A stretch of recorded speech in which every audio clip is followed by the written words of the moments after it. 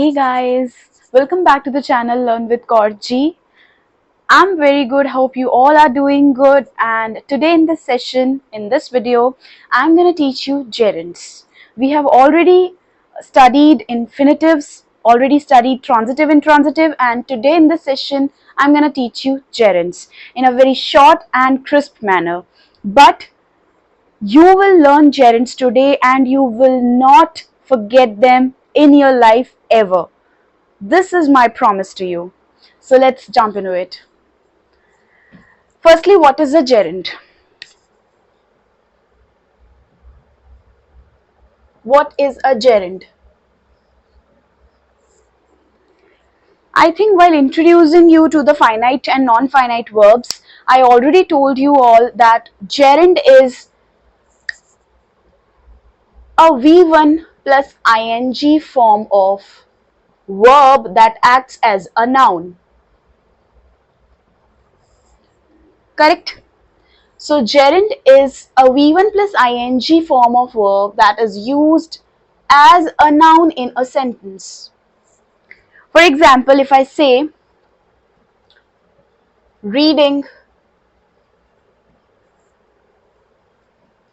is my passion,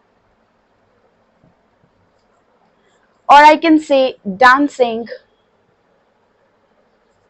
is my passion. Very easy method to identify gerund is it answers what. Gerund आपको what का answer देते हैं. कभी भी किसी सेंटेंस में if you are confused between participle and gerund तो आप एक बार अपना दिमाग लगा के सेंटेंस को पढ़िए और अगर वो आपको व्हाट का आंसर दे रहा है, for example in this sentence what is my passion, reading is my passion, right. यहाँ पे what is my passion, dancing is my passion. So जो भी चीज, जो भी आईएनजी फॉर्म ऑफ वर्ब आपको एज अ नाउन एक्ट कर रहा है या फिर एज अ सब्जेक्ट, देखिए जेरेंड सब्जेक्ट और ऑब्जेक्ट दोनों की तरह काम कर सकते हैं, but most of the times they act as a subject and probably they act as noun. तो नाउन की तरह एक्ट करते हैं, व्हाट का आंसर देते हैं. तो सबसे बेसिक चीज तो यही है आइडेंटिफाई करने के लिए कि they act as noun and they answers what. किसका आंसर देते हैं ये? व्हाट का आंसर देते हैं. तो जेरेंड को आइडेंटिफाई करने के ये दो सिंपल मेथड है. इसके अलावा अगर मैं बोलूं कि हम कंफ्यूज हो जाते हैं जेरेंड और पार्टिसिपल के बीच में, तो देखिए जेरेंड जो होता है वो एक्शन को डिस्क्राइब नहीं करता या वो एक्शन बताता नहीं है, वो एज अ सब्जेक्ट या एज अ नाउन फॉर्म में यूज होता है. पार्टिसिपल एक्शंस बताते हैं. फॉर एग्जांपल अगर मैं यहाँ पे इस सेंटेंस की जगह यहाँ पे मैं ये लिख दूं दे आर डांसिंग,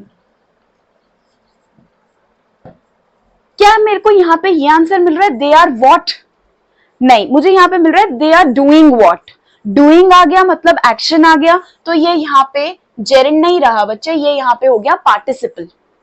ओके, तो जेरेंड यहाँ पे नहीं है, ये यहाँ पे एक्शन बता रहा है. This is not the noun और this is not the subject of the sentence. तो जब भी आपको कंफ्यूजन हो आप ये दो पॉइंट्स अपने दिमाग में रखेंगे जेरेंड्स को आइडेंटिफाई करने के लिए. मैं एक और छोटा सा एग्जांपल देती हूँ, और क्योंकि ये बहुत ही शॉर्ट सेशन रहने वाला है, बिकॉज मेरा पॉइंट सिर्फ इतना है कि इस वीडियो में आप सिर्फ जेरेंड्स पढ़ें so that it remains in your mind और आपको आप लॉन्ग टाइम तक इसे रिटेन कर पाए.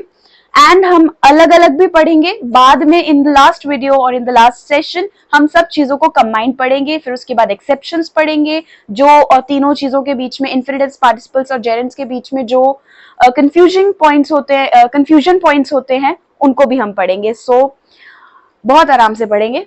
And the next is if suppose I say I love singing, ये आंसर दे रहा है I love what, I love singing. So हम आइडेंटिफाई कर पा रहे हैं ये क्या है, जेरेंड है.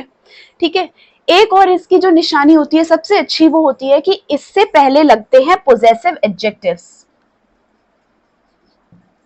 पोजेसिव एडजेक्टिव्स लगते हैं जी इससे पहले. अब आप बोलोगे पोजेसिव एडजेक्टिव्स क्या होते हैं? तो बच्चे जो ये वर्ड्स होते हैं ना, my, your, his, her, their, are,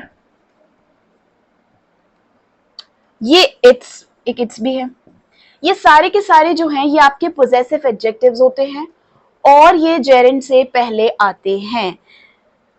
Possessive adjectives are used before gerunds. Okay जी, तो आप ऐसे भी आइडेंटिफाई कर सकते हैं. तो जेरेंड को आइडेंटिफाई करने के 3 आपको शॉर्ट एंड सिंपल स्टेप्स ध्यान रखने हैं.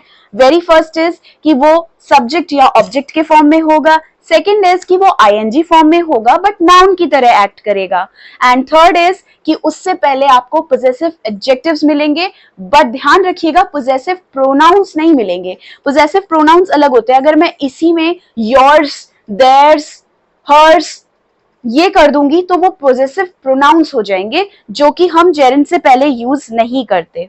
Okay, I hope this is clear to you all. तो जेरेंड सिर्फ इतना ही है and I'll give you some questions to practice in the comment section. I'll pin it. So I just wish कि ये सब चीजें जो भी मैंने आपको बताई हैं short and crisp manner में बताई हैं, but I hope this is clear to you. Thank you very much. Keep watching, and if you like this video, please share and subscribe. All those who are new, first time they are watching this video, I request you all to subscribe to the channel for watching more such content. Thank you. Keep learning and stay connected.